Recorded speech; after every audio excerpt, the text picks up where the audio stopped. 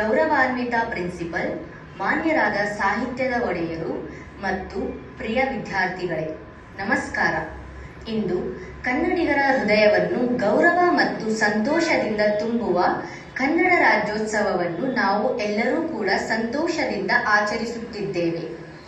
ಈ ಮಹತ್ತರ ದಿನವಾದ ನವೆಂಬರ್ 1, 1956ರಂದು ಏಕೀಕೃತ ಕರ್ನಾಟಕದ ಕನಸು ನನಸಾಯಿತು. ನಮ್ಮ ಪ್ರಿಯ ರಾಜ್ಯವು ಮೊದಲು ವಿಭಜಿತವಾಗಿದ್ದರೂ ಒಂದಾಗಿ ಕರ್ನಾಟಕದ ಧ್ವಜದಡಿ ಒಂದಾಗಿ ಬಂದು ನಮ್ಮ ಸಾಂಸ್ಕೃತಿಕ ಪರಂಪರೆ, ಭಾಷೆ ಮತ್ತು ಮೌಲ್ಯಗಳನ್ನು ಸೇರಿಕೊಂಡಿತು.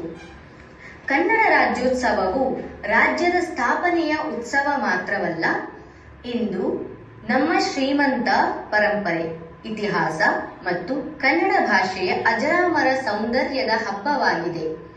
ಈ ಭಾಷೆಯು ಕುವೆಂಪು ಮುಂತಾದ ಕವಿಗಳನ್ನು, ಯು.ಆರ್. ಅನಂತಮೂರ್ತಿ ಮುಂತಾದ ಸಾಹಿತ್ಯವನ್ನು ಮತ್ತು ಭಾರತೀಯ ಸಂಸ್ಕೃತಿಗೆ ಮಹತ್ವದ ಕೊಡುಗೆ ನೀಡಿದ ಕಲಾವಿದರನ್ನು ಬೆಳೆಸಿದೆ. ಕರ್ನಾಟಕದ ಈ ನಾಡು ಪಶ್ಚಿಮ ಘಟ್ಟದ ಶ್ರೇಣಿಗಳಿಂದ ದಕ್ಷಿಣದ ಸುಗಂಧಮಯ ಸಮತಟ್ಟುಗಳವರೆಗೆ ಹಬ್ಬಿ ವೈವಿಧ್ಯತೆಯುಳ್ಳ ಜನಸಂಖ್ಯೆಗೆ ನಿವಾಸವಾಗಿದೆ. ನಾವು ಸಾಮಾನ್ಯ ಭಾಷೆಯನ್ನು ಹಂಚಿಕೊಂಡಿದ್ದರೂ ಬೇರೆ ಬೇರೆ ಸಂಸ್ಕೃತಿಗಳು, ಪರಂಪರೆಗಳು ಮತ್ತು ನಂಬಿಕೆಗಳನ್ನು ಒಪ್ಪಿಕೊಳ್ಳುತ್ತೇವೆ. ಈ ವೈವಿಧ್ಯತೆಯಲ್ಲಿ ಏಕತೆ ಕರ್ನಾಟಕವನ್ನು ವಿಶೇಷವಾದ ರಾಜ್ಯವನ್ನಾಗಿ ಮಾಡುತ್ತದೆ. ಇಂದು ನಾವು ಹಬ್ಬವನ್ನು ಆಚರಿಸುತ್ತಿರುವಾಗ ನಮ್ಮ ಪೂರ್ವಜರ ಕನಸು, ಕನ್ನಡದ ಸಂರಕ್ಷಣೆಯೊಂದಿಗೆ ಒಕ್ಕೂಟದ ಕನಸನ್ನು ನೆನೆಸೋಣ. ಅವರ ಪರಿಶ್ರಮ ಮತ್ತು ಮುಡುಪಾಗಿದ್ದ ತ್ಯಾಗಗಳನ್ನು ನಮ್ಮನ್ನು ಇಂದು ಈ ತಾಣಕ್ಕೆ ತಂದು ನಿಲ್ಲಿಸಿವೆ.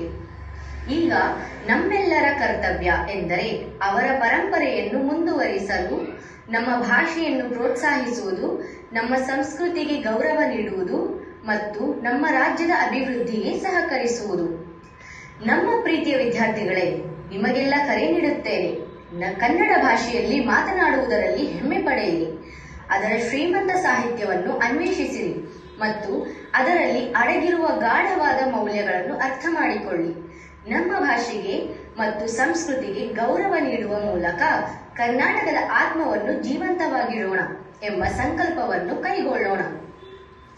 ಇಂದು ಕರ್ನಾಟಕದ ಧ್ವಜವನ್ನು ಎತ್ತಿದಂತೆ ಭವಿಷ್ಯದಲ್ಲಿ ಕನ್ನಡವು ಮುಂದುವರೆಯಲಿ. ಪ್ರತಿಯೊಬ್ಬ ಕನ್ನಡಿಗನು ಅವರು ಎಲ್ಲಿದ್ದರೂ ಈ ಮಹಾನ್ ರಾಜ್ಯದ ಭಾಗವಿರುವುದಕ್ಕೆ ಹೆಮ್ಮೆ ಪಡುವಂತೆ ಮಾಡೋಣ.